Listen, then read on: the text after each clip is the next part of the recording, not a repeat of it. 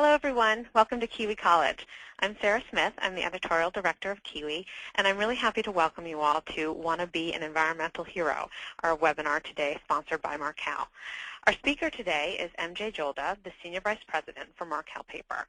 She's an expert not only in her brand, but in paper goods and in green manufacturing and in green in general. So we're going to have a lot of really great things to learn today. She's going to tell us about what Markel's doing, and she also has some really interesting, eye-opening information about other companies and what we can all do to be a hero this Earth Month and beyond.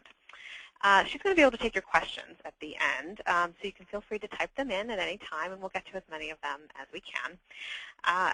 So thank you, MJ, for being here, and please take it away.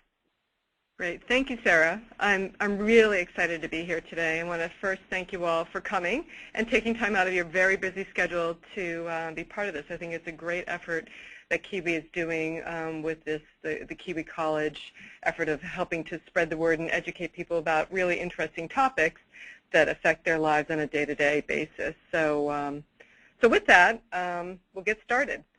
So everyone here wants to be an environmental hero. That really is music to my ears. It's an industry that I've been in for and sort of passionate about for a number of years. I came across this brand, just to give you a bit of background on my history. I joined this company 3 years ago, but bought this brand, gosh, about 20 years ago when I first got married and was shopping the aisles looking for the best buy and found this little brand called Markel that was made from paper, not from trees.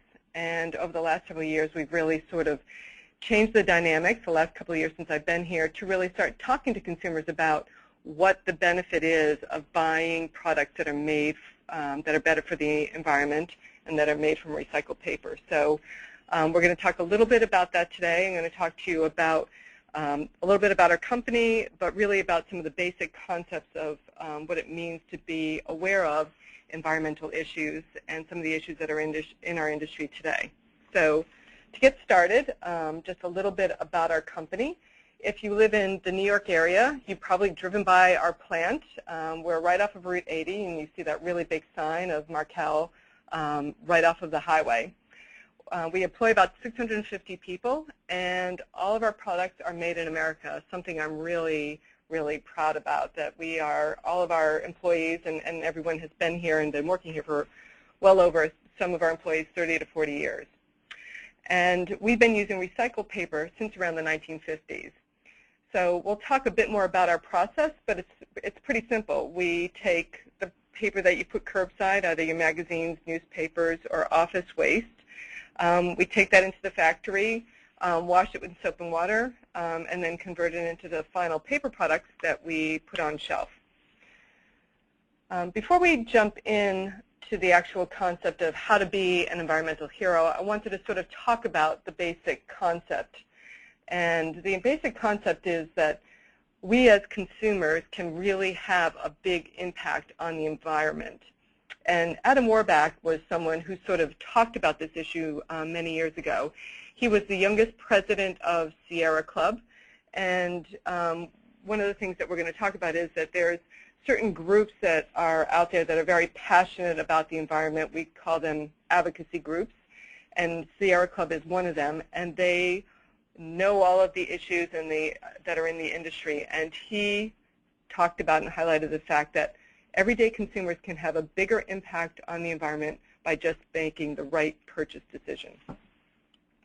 So some of the concepts I'm going to talk to you about that help sort of explain this and why it's important to think about your purchases every time you go to the shelf will be brought to light really in the next couple of slides.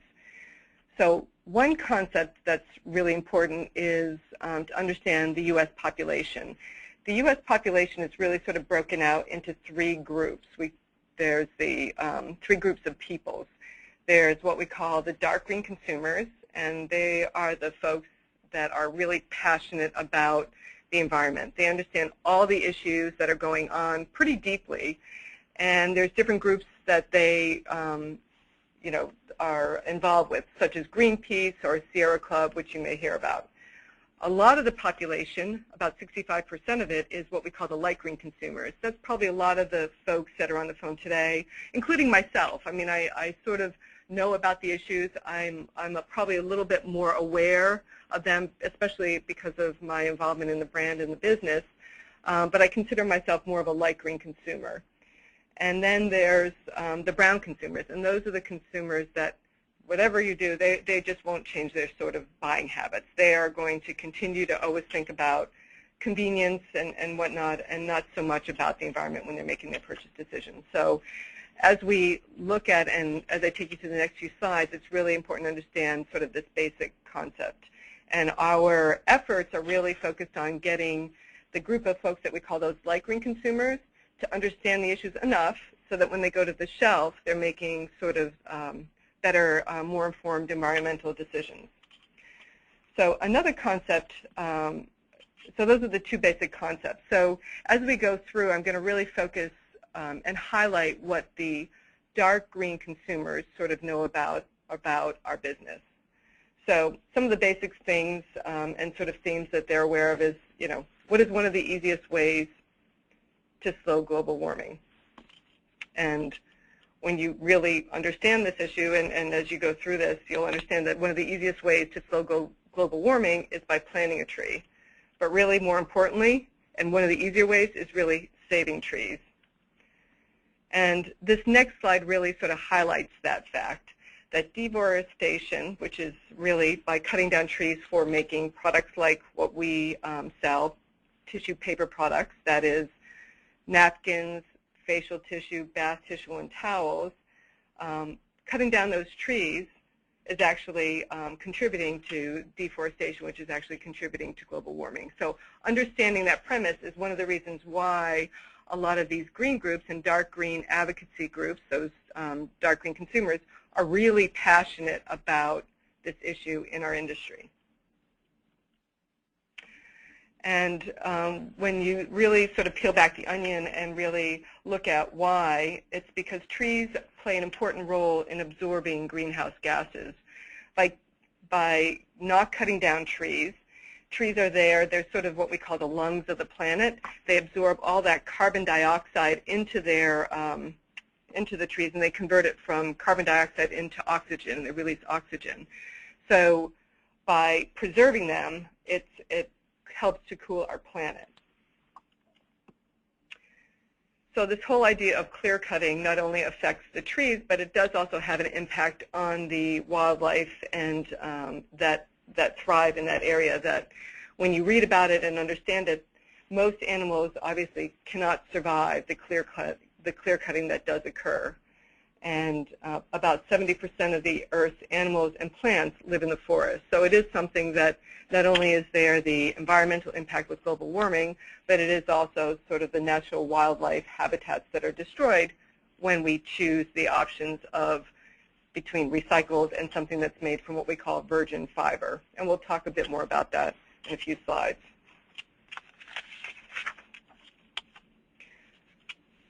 So one of the questions that we wanted to pose was, you know, as you're becoming more aware of the impact of our products and understanding this issue of you have a choice when you go to the shelf, you can either choose paper that's made from recycled paper or made from paper that's cut down by trees. One of the more fascinating facts that we found is once we talked to people about it, is just the awareness of how many acres of forest that we could save each year if we got everybody to switch to recycled fiber. And the impact to me is amazing, that we can save about 410,000 acres, or about a little over half the size of Rhode Island, if we were to get everybody across the U.S. to switch their paper products this year for the entire year. So if you think about this, you know, year after year after year, we're continuing to cut down really the size of half of Rhode Island, and then, you know, the challenge is replanting if they're able to ever get to the point that the lands can be replanted in time to be cut down again. Another fact that we think is an important fact that these dark green consumers know about is this one. What % of the U.S. category, that is bath, towel, facial, and napkin, is made by cutting down trees? And this, to me, is one of the more shocking facts, that really, when you look at it, about 98% of the purchases of paper is made from cutting down trees, and only 2% is recycled. And a lot of people are shocked when they find out about that fact. What I'm going to do now is switch to talk about why that is and what's happening, and what the dark green consumers know about our competition. So when we look at our competition, what I'm going to do is just sort of highlight how they stack up on these different green issues. So again, the dark green consumers really understand this, and I'm going to sort of highlight some of the issues that Greenpeace has talked about on their website. So if you ever want to find out more about why they're so passionate, just go to Greenpeace's website and you can read a lot more about this. So I'm just going to highlight a few. So first, Greenpeace has been challenging Kimberly-Clark, who makes products such as Kleenex as well as Scott, regarding their fiber sourcing. For many years, it started back in 2003 and continued actually through 2009, where they were cutting down a lot of their forests, a lot of their forestry needs for virgin fiber out of the Boreal forest, which is in northern Canada. There finally was a truce was sort of called in August of 2009, and Kimberly-Clark had agreed to adjust their fiber sourcing. So they've not fully gone to 100% recycled. They have made efforts. They're about, for this year, they're going to be about 40% of their fiber is going to be sourced from recycled fiber or FSC certified. And FSC certified means that the forest has been approved to be able to be harvested based on a certain set of criteria and certification that has been secured. So there's a whole process with certifying forests for to be allowed to be cut down. So Kimberly-Clark has moved in that direction. Again, I would say 40% is good. I'd like to see 100% from my own standpoint in looking at this. Greenpeace, though, is also challenging another very big company, very big brand that's out there, which is Procter & Gamble. Procter & Gamble has, again, a lot of big brands that you're very familiar with, which is probably Charmin as well as Bounty. And again, they're challenging Procter & Gamble to alter their sourcing approach as well. So again, Greenpeace is saying, P&G, why not join the Kimberly-Clark's efforts to improve your sourcing. Another company that they're challenging as well is Georgia-Pacific. Georgia-Pacific makes brands like Angel Soft as well as Brawny. And again, when you start looking at and understanding the issues, Greenpeace is saying that their parent company, which is Koch Industries, which is privately held, the Koch family is very wealthy, and they have an entire link. If you actually click on this link after, you'll see how they're, in their mind, according to Greenpeace, are directing funds to special interest groups and think tanks that are saying that the global warming issue is not really an issue and should not be the focus of legislation. So again, they're sort of fighting against getting the word out that climate change is happening. And then finally, another very, very big company is Asia Pulp and Paper. And they're outside of the U.S., and their name of their parent company is Sinmar Mas. And again, they are supplying paper not only for our industry, but also for the paper that you use in your computer, paper, et cetera. And Greenpeace is challenging Asia Pulp and Paper to be more forthcoming in how they are managing their fiber sourcing as well. So again, it's one of the very big companies. China is one of our big competitors here in the U.S., in our industry as well. So it is one of those things that, again, Greenpeace is saying, be aware. This group is, you can probably do a better job in how you're going about sourcing your fiber. Another resource, if you're looking to really understand the issue, it comes from the National Resource Defense Council. Again, another group that the dark green consumers look to for guidance. And here, the National Resource Defense Council has done a ratings of our category. and has rated us versus our competition. I've condensed the list and the data behind it, but you can go to the site and see a lot of this information. And they really are rating products based on, some very specific criteria. If it's recycled or not, if it has post-consumer content, that is how much is prevented from going to landfills or was used by consumers before it goes to landfills. So that's what post-consumer means. FSC is the certification of the forest. They also look at endangered forest protection. So again, this is where Greenpeace as well as National Resource Defense Council has been raising the flag saying we need to be more aware of what types of forests we are cutting down for our paper product needs. There's a bleaching rating that they also go through. We do not bleach any of our products. We only use chlorine-free. And then there's mercury avoidance, which across the board we're all similar. So just to give you a little bit of background now about how we approach and make our product, the process is pretty simple. We talked a little bit about it in the beginning. We start with recycled product. We recycle here about 200,000 tons a year, which is equivalent to about saving about 4 million trees.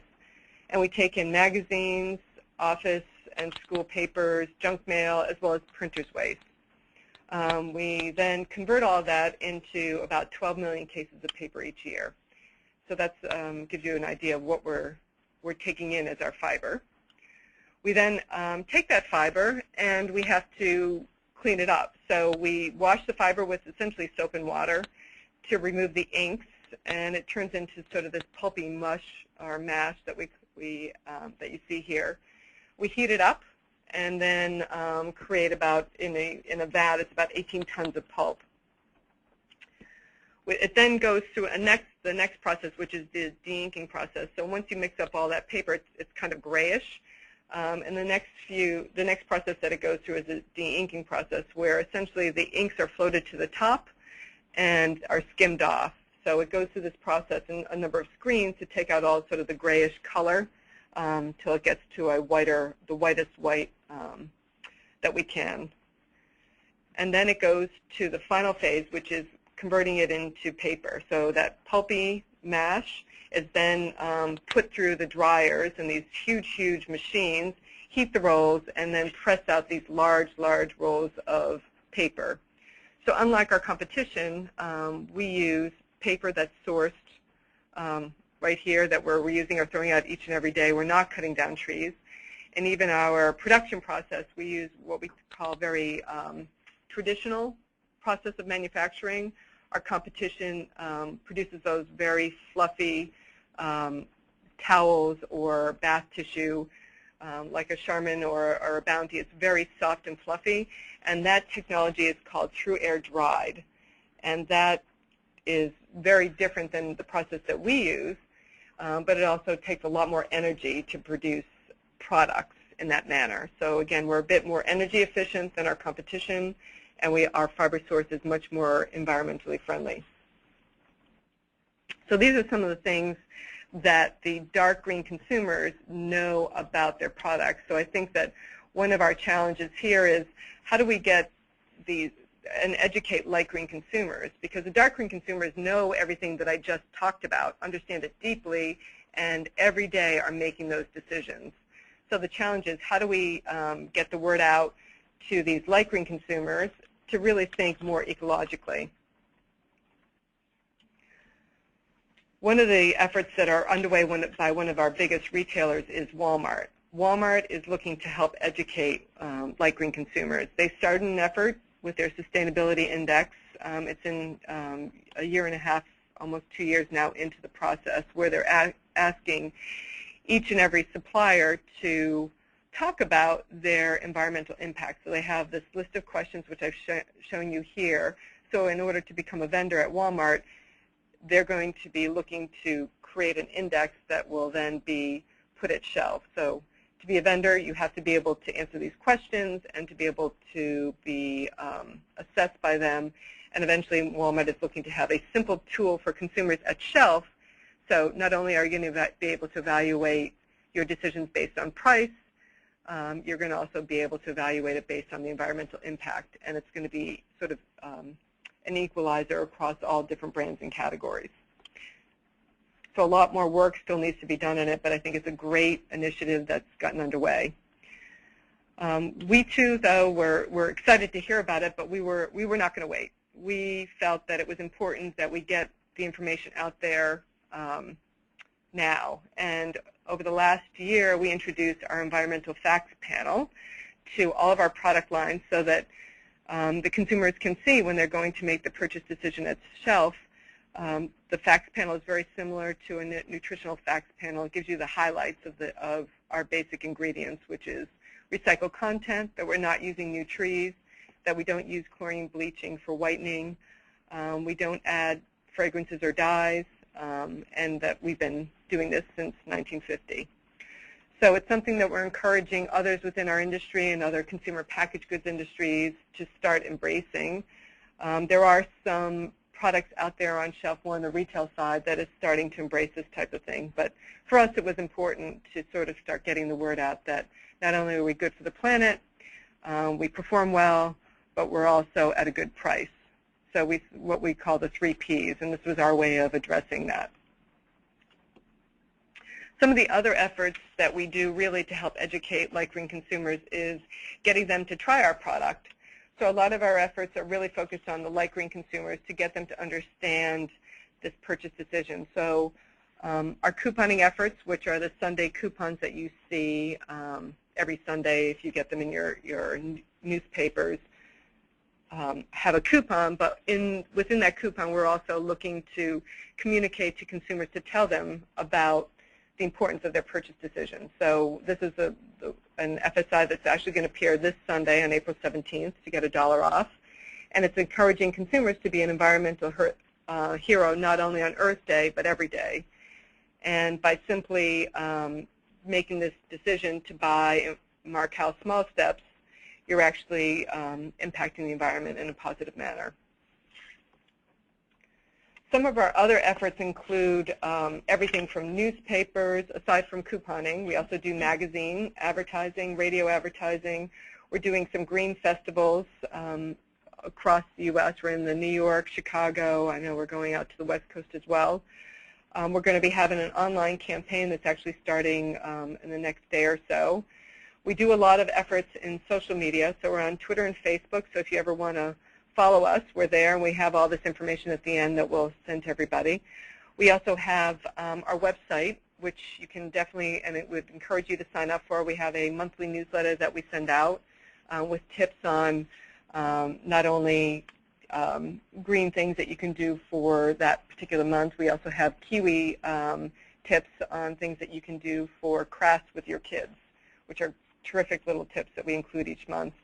We also have a tree calculator that is something that you can reference and have fun doing with your family. You can put in number of family members and see how many trees you could be saving in a year if you switched all of your bathroom product tissue to recycled paper.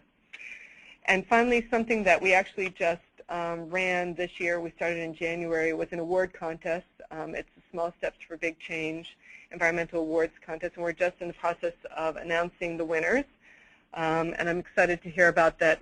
I'm understanding that Amanda Hearn is on. She was our 4th place winner. We're donating money as part of the winners. We're giving money to their environmental charity of choice. So we're really excited about having Amanda being part of our the Kiwi College today. And finally, things that you can do to become an environmental hero. So the first is, and probably the most important, is to speak out. Let other people know, your family and friends, about the importance of buying environmentally friendly products. Encourage your friends and family really to try recycled paper. We often hear that recycled paper is rougher and not as soft, but if you do blind tests, it really is hard to tell the difference. Run for office yourself. Become involved with or encourage your local politicians to vote on the issues, to get smart on the issues and act on them. And finally, look to, if you're very involved in the green efforts, you can look to do offset your carbon footprint by buying carbon credits. I was traveling recently on Continental Airlines, and I was actually encouraged to, as part of my trip, to offset my flight trip by buying carbon credits. And they're actually giving back to the FTI, I believe is the name of the group that they partnered with, and they're going back and planting trees as one of their efforts to ensure that they're offsetting their carbon footprint. So I thought that was a great effort. And if you're not seeing the brand at your local retailers, definitely look to encourage your local retailers to bring in the brands because it is something that they do listen to you. And it's one of the most important ways that you as a consumer can have an impact on what is happening in your storefront. Some other shopping guidelines that we do want to highlight, we talked a lot about the tissue category, being that, obviously the thing to look for is look for 100% recycled. We're also, when you go and shop the laundry or dish detergent category, is to look for phosphate-free because phosphates do have an impact on fresh water. They grow algae in the water, and it is something that you can look to help save rivers by switching to phosphate-free type of products. From the cleaning product standpoint, obviously biodegradable ingredients is something that you should be looking for. Americans on a day-to-day basis pour on an average about 32 million pounds of cleaning products down the drain each day. So moving to products that are more environmentally friendly obviously are helpful to the environment, but also are helpful to the plants and or wildlife that may feed off of the river as it winds its way through the system. The waters wind their way down to the riverfronts. Disinfecting cleaners is something to be aware of. There are now out there botanical disinfectants, other ways of disinfecting, because disinfectants are very strong, and actually government lists disinfectants as pesticides. So it's just something to be aware of as you're making your purchase decision. And obviously chlorine-free bleach. It helps to, by making that choice, it helps to keep the waters clean because chlorine bleach can be very aggressive, not only to the wastewater stream process. So we also have here a checklist of other things to look for when you're buying products. Recycled, anything that's naturally derived, chlorine-free, something that's water efficient. We know that water is going to be probably one of the next biggest areas of concerns. You're going to start to see and hear a lot more about this from the dark green consumer groups, and consumer packaged goods companies are becoming much more aware of the need to be efficient in their water processes. Products that are free of dyes and fragrances, stuff that is very durable, because by reusing it and continuing to reuse it, you're saving it from ending up into the landfills. Products that are non-toxic, energy efficient products, there's a lot of them out there, and I think there's some really been some great strides by a lot of the consumer electronics in terms of offering energy efficient products.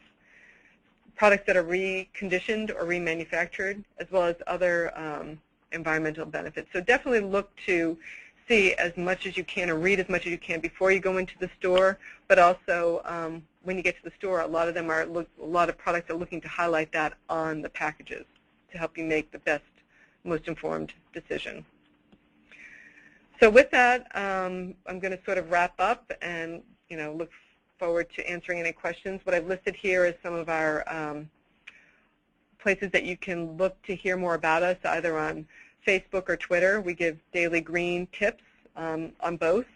We also have our website where you can sign up for our mailing list as well as special offers. So you can go to markelsmallsteps.com and sign up for our newsletter. It's on the bottom left. And we also do, we also have right now for Earth Day, for the next month, we're going to be having an Earth Day coupon. So definitely if you go to Facebook, you can like us, and you'll see how to download our coupon. So that was it. Great. So thank you. Thank you, MJ. That was really fascinating, really interesting stuff. And we're getting a lot of really great questions coming in. So I'd like to try and see how many of these we can answer today. So thanks, everybody, for sending those in, and keep them coming. So, we're getting a few questions about the cost. People are asking, is it more expensive to manufacture with recycled materials, and is that why other companies aren't doing it? The decision to choose between virgin fiber and recycled fiber really isn't due to the economic choice. It's probably more due to how they've been sourcing their fiber. Actually, recycled fiber is usually less expensive than virgin fiber. And if you think about it, it makes sense. Virgin fiber, you have to cut down the trees. You have to then go through a very in-depth process of turning that wood tree into paper. We're taking the paper once it's been used and just washing it with soap and water. So the process is a lot simpler. So, what we would encourage is, manufacturers to make, shift more of their mix to recycled fiber. So can you talk then about the cost to the consumer? Because a lot of people have this feeling that good products, green products are more expensive, and some people are asking if that's the case with yours. Interestingly, with most green products, you're right. There is the perception when you ask consumers, well, if it's good for the environment, of course it has to be more expensive. And this was sort of an interesting insight that we had early on when we were looking at how to restage the brand, and because we knew it was green and it was good and was doing good for the environment. And this woman, one of the focus groups that we did, this woman said this very insightful comment, which was, if it's good for the environment, shouldn't it be less expensive? And shouldn't we be penalizing those brands that are not good for the environment, and shouldn't they be penalized and be charged more? So, to me it was a very insightful comment, because she went on to say that it's really the manufacturers who have to make that choice, and they should be putting out their products that are good for the environment, that help us, because that's the way it's going to get a lot more consumers to buy the brand. And our brand, if you look for it at shelf, is typically less than our mainstream competitors that are out there. So yes, we are usually a good value at shelf. Mm-hmm. Earlier, when you were talking, there was that comparison slide with Markel and some other brands, and one of the columns on there was about the post-consumer content. We had a couple of questions asking to explain that, what that means, and does that mean that you're using more new materials or less, or can you explain that? Yeah, post-consumer content is to me, it's a complex thought or idea at first, but when you really, once it's been explained, it's somewhat simple.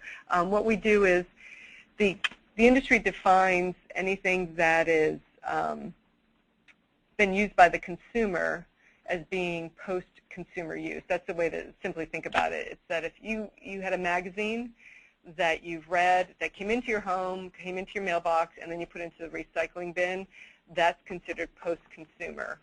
And that's how the industry is defining anything that's touched the hands, made it into an office, and then into your recycling bin in your office is post-consumer. Pre-consumer waste is if the magazine's been printed and it doesn't get sold and it sits in the warehouse and never makes it to the shelf because they produce extra copies, that's actually considered pre-consumer. So there's a lot of that type of pre-consumer waste that we take, not only unused magazines and unused junk mail, but we also take what we call printer's waste. So as printers are printing up their papers or magazines, we also do take the off-runs of their products, which are considered pre-consumer, into our plant. So we do take both. And it's something that, the way we look at it is also that we needed to find a home for that, because otherwise it would end up in the landfill. So we tend to take both, and our mix varies across product line, but it's about a 50 to 60 to 80, depending on the product and how it's made. Okay, thanks. I think that clarifies what that post-consumer means. Thanks. We have a number of people wanting to know about where to find your products. Someone said that she actually can't find it in her local Walmart, and other people are just asking, where can I find it? Do you do it in these other big wholesalers like Sam's Club? So can you help us locate it? We do have a couple ways to help everybody online. One is if you go to our website, you can type in your zip code and you can find out where it is in a lot of the grocery stores across the U.S. We've just recently are going to be available in some select Walmarts, which we're very excited about here, more in the New York, New Jersey, Pennsylvania part of the U.S. So that's going to be happening in the next couple of months. We're getting more distribution and just expanded distribution into Kroger, which will be starting in the next couple of months. So depending on where you live, we have much better distribution in the Northeast. And then as you get further west, it's probably a little bit more challenging to look for us. From a national distribution standpoint, you can definitely buy us at Staples, Office Depot, or Office Max. You can usually find our products. And we're also available online as well. And from a club store standpoint, we do have some distribution out west in Texas and some of the club stores in California, in Costco. Okay, great. Thank you. Back to some of the information about manufacturing. Do other companies who cut down trees for the products, do they plant the trees back? And if they do, is it just so they can cut them down again? And you know, that was someone who wrote in this question. And you know, I'm also wondering about how big these trees. I mean, are they cutting down these big old trees, or are they planting new trees and then cutting down new trees? How does that? Can you tell us how that works? Yeah, I'll definitely try to. This is one of the more complex issues or challenges that the industry has. One of the areas that I touched a little bit upon was the boreal forest and why these dark green consumer or advocacy groups are really passionate about this particular issue, because in the boreal forest they had trees that were well over 200 years old that were being cut down for paper needs and for use for paper. There was a commitment by the folks who were cutting it down to replant. The challenge, however, is when you get up to some of these areas, especially in Canada, the weather is so harsh that the ability for the replant to actually occur is a challenge. And that's some of the issues that the green groups were looking to bring forth, and really why they were so passionate.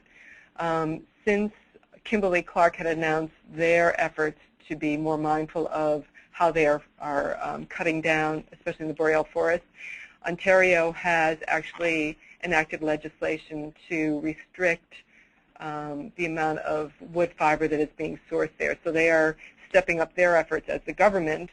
And as you can imagine, Canada has a lot of wooded area that they've been harvesting, and it's one of their country's sources of industry. But they, too, have committed to better managing that practice as well, so which is terrific. But from a planting and replanting standpoint, the FSC certified forests are one of the services that you should look for that definitely have made the commitment in terms of cutting down and replanting.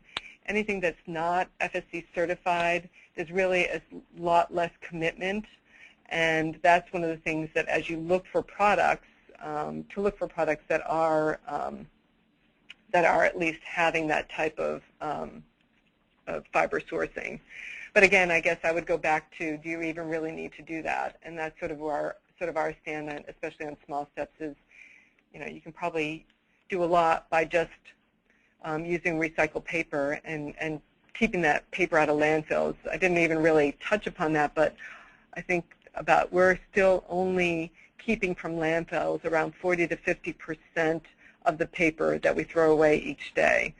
So if you think about your paper use from morning till evening, if you go to a fast food restaurant, they're becoming very good about what they are giving you for use of your, you know, when you're taking out fast food. But still, that paper that you're throwing away, that paper bag or that wrap around that sandwich or whatever, those can be recycled. So it's something that until we as a society are really used to taking as much paper as we can out of the landfills and that landfill stream, there's still a lot of opportunity to make recycled or to have recycled fiber live on. Right. That's a good point, that we're contributing to the making of your product when we remember to recycle. Yeah, actually, somebody asked about the landfill situation. Do you know about, can you talk about how long paper takes to break down in a landfill? What are we talking about here when you sort of, just toss something It's a challenge because it's something actually that there's other industries, especially like the plastic bag industry. There's been a little bit of negative press about this of recent because of once either a plastic bag, if you put something in a biodegradable plastic bag, or take paper and put it into a take that paper, put it into a biodegradable plastic bag and throw it into the landfill. Once it's covered with dirt, because that's usually the process that happens, it gets covered and sealed. The process to break down is near impossible to do so because air needs to come into the process in order to help the breakdown occur. You have to sort of turn over that soil. So that's one of the challenges with our landfill here in the U.S. or in other, I'm sure other countries as well, that from a landfill perspective, you do need to be able to add oxygen in order to break down. Otherwise, it can stay as is and intact millions and millions of years later. Wow, that's a scary thought. Yeah. We have a question specific to the bathroom tissue. Someone wants to know if it's septic safe. Can you answer that for all those people who might? That is something that it definitely is. All of our products are septic safe. If anything, I know that a lot of, especially up in the Northeast, the homes tend to have more older pipes. So a lot of times, the plumbing companies will recommend products like ours, especially our 1,000 count, that is thinner because it dissolves easier. Regardless if you use our 2-ply or our 1,000 count, because of what we dissolve fairly quickly. Other products in the category take longer, especially the fluffier, thicker products. So it is something that just to be aware of if you have septic issues. That 1,000 count is usually a better option especially for the older homes. Okay, great. That's good advice. When you were talking about different ways to be a hero, you mentioned carbon credits, and someone wanted to know what those are more specifically and how and where someone could actually buy them. Carbon credits are something that has started over the last several years. You would have to really look online to understand where you specifically can and how you can partake in it. For me, I was just amazed that I could easily do it, and Continental Airlines made it very easy for me is to just click on, make a donation, and then purchase my carbon credits right there. It is something that and I'm definitely not at all an expert in this area, but there are some good sources out there on the internet that give guidance on how to do that. So I know at Kiwi we've looked at carbonfund.org for some good, basic information and help in helping people do that. So that's something I can recommend to people. Oh, terrific. Yeah. Well, let's see. We we have a couple of people who wanted to share with the rest of the listeners where they buy their Markel products. Someone says that she buys it at ShopRite, and someone else said that she went online and used the store locator on your website, and it was really helpful because it brought up a local store in her area and not just a chain, and that was really helpful. So I just want to pass that along to people that it sounds like it's a particularly useful store locator. So I'll pass that along. And I think we've just about come to the end of our time and questions. So thank you so much, MJ, for all this really interesting information, and for all of you here for joining us and learning right along with me. Thank you all. I just encourage you to look for our coupon this Sunday, and we actually do have some new and improved products that we're highlighting in the coupon, and want to encourage you to look for us at shelf. That's great. Thanks. I'm sure we all will.